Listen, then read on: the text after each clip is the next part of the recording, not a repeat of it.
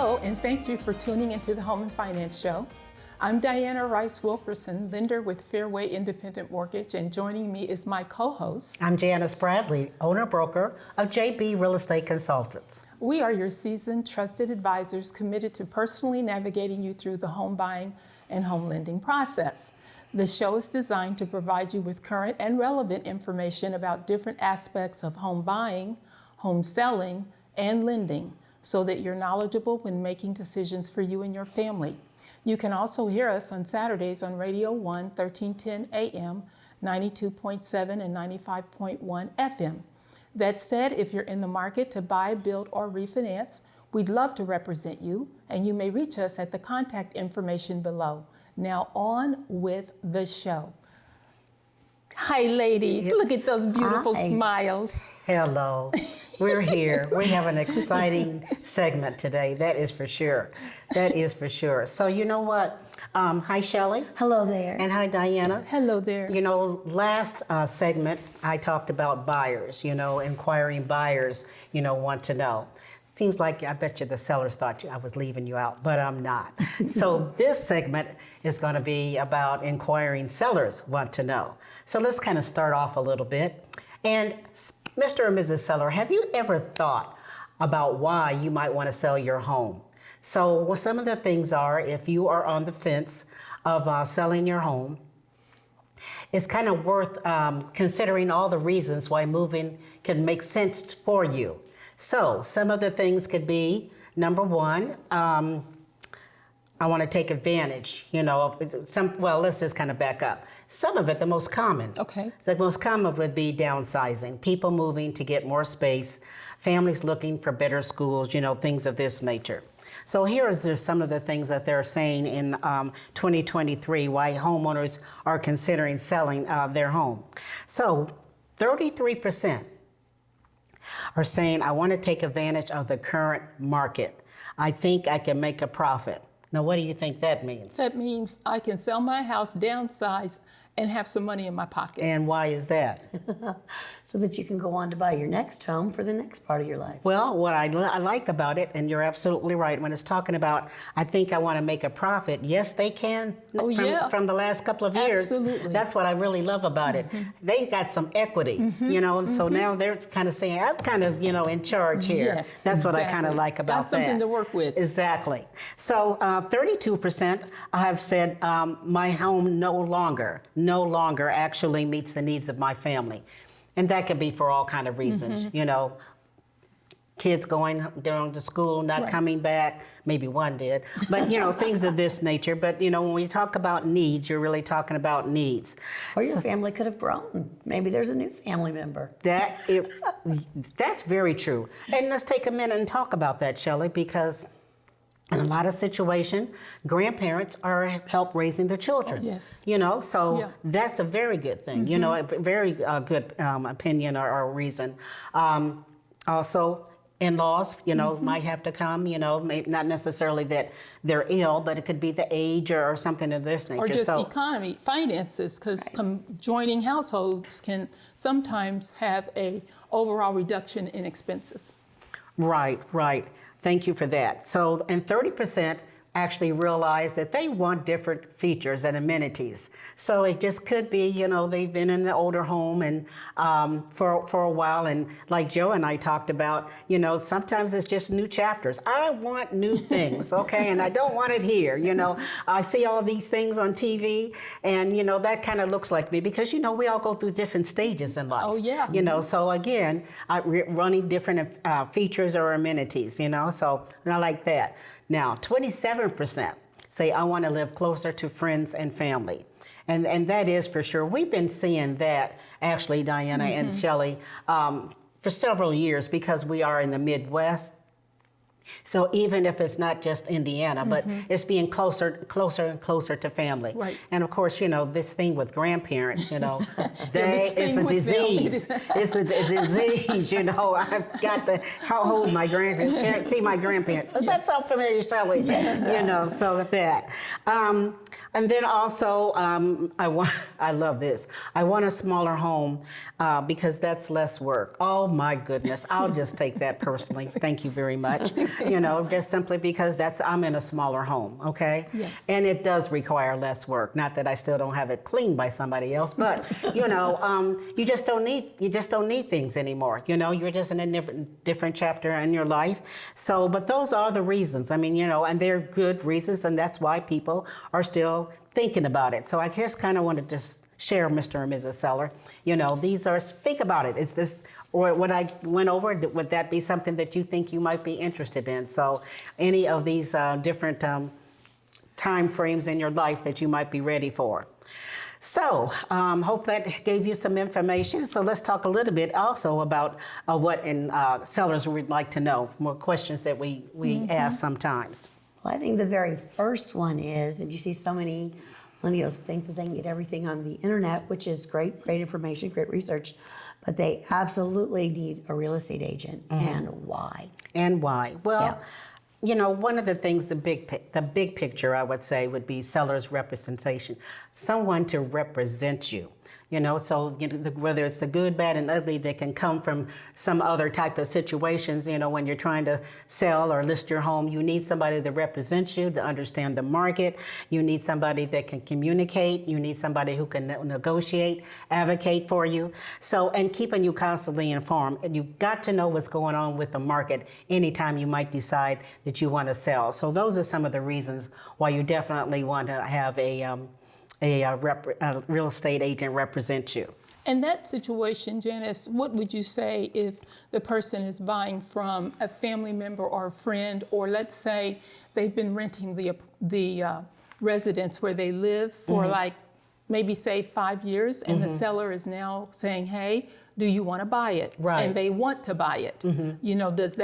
Does that advice still apply to them? Well, it does, because, maybe not the representation as much, but it kind of depends on how you really want to look at the full picture. But the key is making sure actually that I think they may not even sell the home at full value, but I think a lot of people, what they don't realize, you still need a purchase agreement, so I think that's some of the things you really kind of have to understand. And again, having a family conversation just so it can work out in everybody's best interests. And the home inspection, and what happens if there are repairs that are required. So now that could be a little battle. And I mentioned this because I've had customers call me for the financing, and they're buying their property from either their landlord or a family member, and they don't have any of that in place. And they don't really, because they've never done it before. Right. Diana, do you think I need an inspection? I'm like, yeah, I do. And I think you need a real estate agent. Because even once you get the inspection, you got to understand what it's saying, and then also have a conversation with whoever's trying to sell it about what repairs that need to be done. So, and with a family member, that can be handled a little differently also. There's no doubt about it, especially if they're doing, a decrease in the value or what the purchase price is going to be. However, when it comes to the fact, and I'm glad you mentioned that about the a person renting and the landlord, and you guys are on very, very good terms until the landlord says, I'm selling this home. Are you interested? You have become different kind of friends, okay? You are no longer friends. He's the seller and you are now the buyer. So you definitely need somebody to represent you. Should you have an inspection? Yes, you should. And one of the things I try to enforce, please do not have any more conversations with your landlord who is now the seller. Oh, yeah. So just have the conversation with the person that's representing you. Now, a lot of times you say, well, I kind of know everything that's going on with this house. Yeah, maybe you've made a lot of repairs, but again, you just different hats. You've got different hats on. So yes, you need definitely need a realtor to represent you. And again, once again, I've seen where people have shown from their landlord is actually showing the new tenant, here's the piece of paper. yeah. And these are the terms that we are going to have. Right. So, purchase agreement, guys, because you've got to get a loan, right, Diana? For those that have to get a loan, And again, you know, they don't know where to go. So yes, you still have to be pre-approved. I would say 99.99999% of the time you need a realtor, even in those situations. Because what does come up, I mean, it's awkward for us because we're lenders, and if a realtor is not involved, it becomes a little bit awkward. Because especially if they get the home inspection, they want us to take a look at it. We're not trying to be a part of that, right?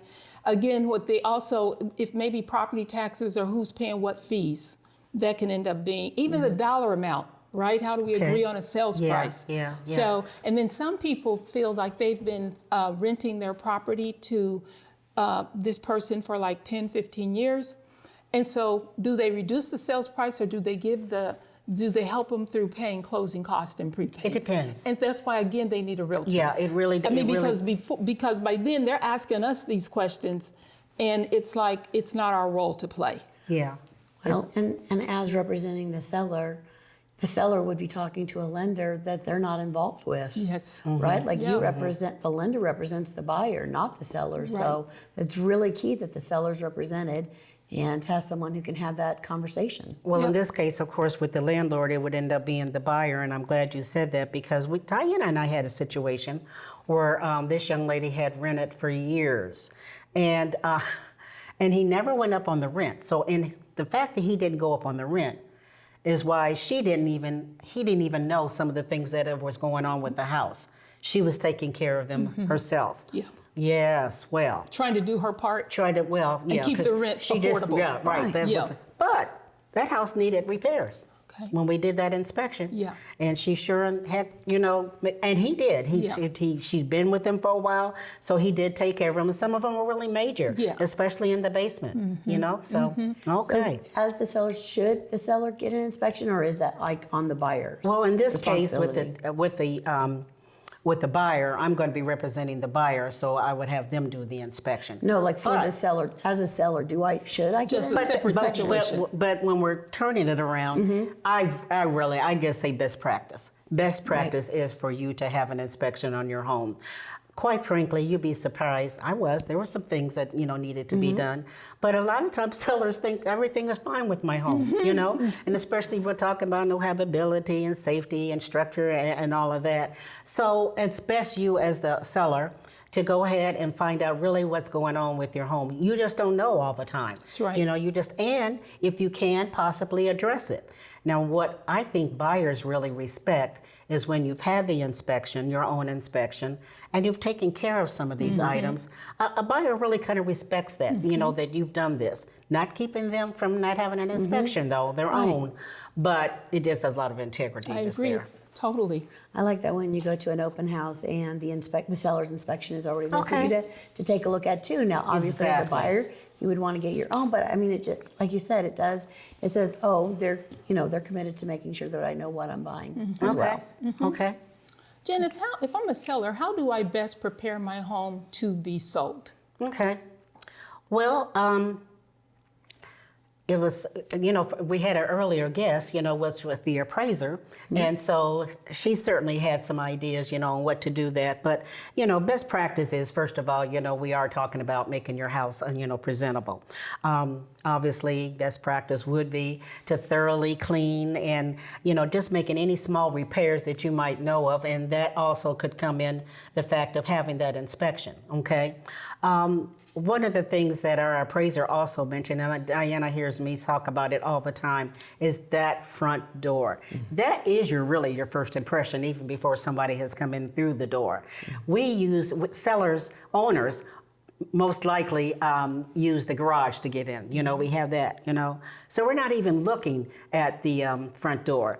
And most of us, I'm thinking about my kids growing up, they lost keys and stuff. So, you know, they just had to use the garage doors thing. But where you gotta look up and see are there any cobwebs, okay? Maybe your porch needs to be cleaned and things of this nature. So best practice is, again, making sure that front door really looks good. If you can have an area that you want to, you know, have some kind of this time of year, beautiful flowers, you know, just something to welcome you. But on the inside also, just Make sure that your closets look presentable, because they are going to be, the future buyer is going to look in the closet and they want to know, can they get what they have in there? Okay. Sometimes that means you take stuff out, again, so it can look presentable. But those kind of things. Real quick, you might just get new faucets for your bathroom, or even in the kitchen. Everybody likes that new, I don't know what you call it, the hook, I call it a hook, so, and just little things like that. You might want to repaint. Best practice is possibly repaint, or just new handles. Just spruce it up. And ask your realtor, okay, what do you think else I need to do? You know what?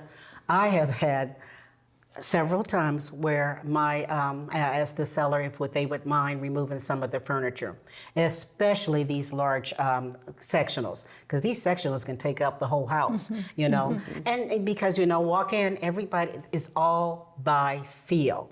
So when you walk in, you want to just be able to see your entrance. So sometimes I've asked them to take out maybe a piece of furniture of that sectional, and just rearrange it. So again, that's it. Sometimes I even have them use, if they've got TV where you can have some music, just some smooth jazz, or a spa. Don't do too much with the spa, because that just make you kind of sleepy, but just kind of lighting candles, in the wintertime, that fireplace gets them. Okay. Okay. Do you ask them to make cookies for people coming through? I forget. Okay. Yeah. Sometimes I have mentioned it, but no, I forget about that sometimes. Okay. During open houses, Yeah. I know a lot of people will have the cookies. The candle will work. Yeah. When you were talking about having them remove maybe some large pieces. Oh, let me back up. Okay. Kitchen.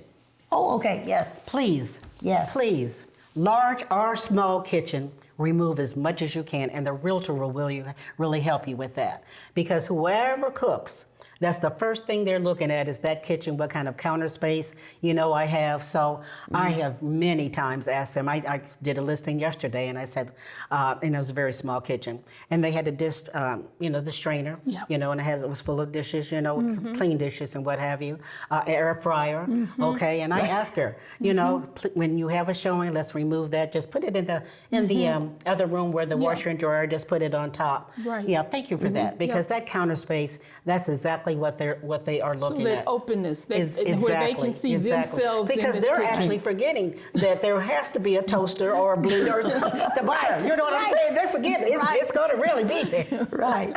Well, also they want to see do their things fit? Do they have room for this piece or that piece? Right. I have yet, for my own self, I have yet can't really tell you whether when a buyer goes into the house, whether the furniture in it is okay or being vacant, because it's half and half. Yeah.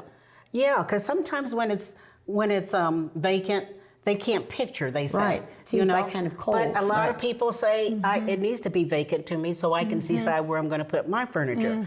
But on the other hand, when there's furniture in there, it also gives them more of a homey feeling. Right. Okay. Yes. And even if they would change furniture. But yeah, I can't get a feel on what's best. 50-50. Okay. Sounds like. We'll do that. I'm sorry, go ahead. You Diana. go ahead. I like one of the things that you said was, we were talking the other day and you were talking about space of things, what is definitely not going to your next house and what to do with it kind of thing. Do we keep it? Do we said that. I have said that. do we goodwill it? What do we do with that? Best practice is to try to be that mindset that you are going to move.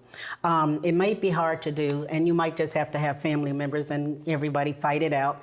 But you basically, if you can't make up your mind, of what you want to take, just put it in storage maybe for a minute. And then, at least, because if your realtor is recommending that, less is more, but act like you're moving. I tell my customers all the time, act like you're moving. Just start discarding things, just, hey, is when it's trash time, just don't even think about it. You really don't even think about it. But that's a very, very, very good point. Less is more. Act like you're moving. Love it. Love it. Love it. Because in 30 days or less, you are. You are. Yeah. Put on your seatbelt. How long will it take to sell my home? Okay. Very, very, very good question. I don't know how much I can really answer. It depends on the market. So within the last 2 years, less than a day. Okay. Less than a day, because we were dealing with the market of that particular time. What I was seeing for a while, maybe something like 30 days, 18 days, or what have you, and it's beginning to be less than that now. Okay. The market is picking up. This is May, and you've got to get ready for school, and kids will get out. I can't even believe it. The kids will be getting out. So it's going to see what the market dictates. And again with your showings, but I would say in today's market, if you're listing it right, even if we get another offer, I would say your house you're selling about 2 weeks in today's market. Okay. Or less. Okay. So you do have to be prepared and have some place to go. It's more than just thinking about moving. You need to be prepared to move. Yes. So don't let anybody come and put a sign in your yard without you knowing where you're going to. Right. Janice, how do you determine the price that the home should be listed for? I probably am going to say it's a little harder than it used to be. Okay. And the reason I say that is because before COVID or the last couple of years, you could pretty much look at what the market was doing in the last 6 months, or maybe the last 4 months. And so that's how you would probably kind of look at it. And you really want to make sure that you're looking at like properties. In other words, ranch versus ranch, or 2-story versus 2-story. Today's market is still maybe a little bit different. You can't necessarily look at anything that is sold in the last 6 months, because even that's changed now. Yes. Now that the market slowed down, because of the rates. So, we do it together, but I look at what's active now. How long has it been on the market? I look at pending. Let's just talk a minute. Sometimes there may not be a property active, pending, or sold in your particular subdivision. So I have to go to like properties, even if it's a mile, but it's definitely out of your subdivision. Right. But we are looking at it. And we're looking at, hey, what are updates? Yeah. I actually show my sellers when we're getting ready to list the property, I give them copies of what's sold. When it says updates, and sometimes they'll say, oh, wow. Oh, wow. Because like our appraiser talked about, that kitchen, the bath, the new flooring. Yeah. To this day, I was really kind of mad at myself that when I replaced flooring in my house, that I replaced it with carpet. Okay. Really, the laminated flooring sells like crazy. Just well to go. Yep. Way to go. Yep. Does that help? It helps me, absolutely. Thank you. And is there a best time to sell when it comes to seasons? Winter, spring, summer, fall?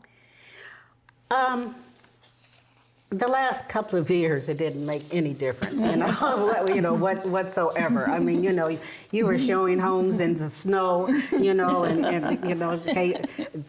the listing agent or the seller would say, please take off your shoes. But with the inventory being low, everything is just dictating the buyers and what their needs are, that type of thing. So that's almost like a simple answer. But I forgot what the question was. Is there a good time to sell? Basically, okay. I did. I was visualizing. I was still in the snow. Yes. OMG. I was still in the snow. But right now we're dealing with. Like we said, May. So kids are out of school. Everybody's got to really, deal with vacation time. Right. You'd be surprised. Sometimes June, and even July almost gets slow. Yeah. Everybody's on vacation. Right. I mean, seriously. So that kind of dictates. That's what happens. But again, I'll just say, as long as you've got buyers and this inventory is low, put it on the market. Yes. Because what you want to remember, Mr. and Mrs. Seller. You got equity. You got equity because everything appreciated, like crazy. I think our appraiser said, You might have asked if the house was on the, when they bought it was 200 in the last 2 years. you said 2 years, and she said something like 280. 280. Now, don't anybody call us, you know. I mean, because sometimes we can't compare exactly what sold in 2 years ago. You know, we've got to look at the most current information. But what that's saying, back to your equity, when you said, what do you have now that you can even think about selling your house? Equity. Equity. Get out yes, now. and it's real, guys. And you've got buyers. Oh, you got Yeah, because yeah. these buyers are tired of paying that rent. You know, just tired of paying the rent, and what they're finding out. And you know, I think I mentioned this before, but Indiana actually is on the list of being the highest rent increase state. Really? Well, along with the bigger states, I guess that's what I want to say. But we're in that, you know. So that here we are on a list of the most affordable, and we always have For been, home you know, ownership. for home ownership, Right. you know, for our prices. And But now here rental we are for housing- rental housing. Yeah. I'm telling you. That's why Kim, a lot of folks are saying, if I can pay this rent, I know I can buy something. Right. And I Yes. don't often know how much my buyers are paying. Every now and then I do. But of course, you know, you work with other realtors too. And when you share with me, you know, what some of these people are renting, it's like, Oh, yeah. I have a buyer, she's going to close next week. Her rent is going up to $1,750. right. And so in her home, she bought a 280, I want to say 280, and her mortgage payment's right around 2,000. But at least Yeah. she's going to have a whole house. A whole For house. longer than until the next rental increase would have been at that benchmark. I talked to a lady today who's interested in buying a home, and one of the first things she's been renting for I forget how many years, and she said, you know, I'm just tired of any rules. Yeah. She tickled me, you know, but that's what she meant, you know. She says, and I like dirt, you know, so she wants to be able to plant, you know, that just makes her happy. Right. So, you know, there is an advantage to home ownership, and that's for sure. Well, Take control of it. Janice, we have 100% enjoyed your Well, show. thank you. I've got one quick question. One You quick. got 2 seconds I got to answer 2 it. seconds. How does the agent get paid when the home is being sold? So does the seller pay up front, or does the seller pay when? They actually will pay, that's part of their closing costs. A lot of people don't realize that sellers have closing costs too. They got to pay off their mortgage if they have one. They've got title work. They've got proration of taxes. But the professional fees are still part of the seller's closing costs. Thank you so much for asking that, because Absolutely. that's how we get paid. Hope you'll Absolutely. enjoy this session about inquiring sellers want to know. Thank you very much. We'll see you next time. Bye.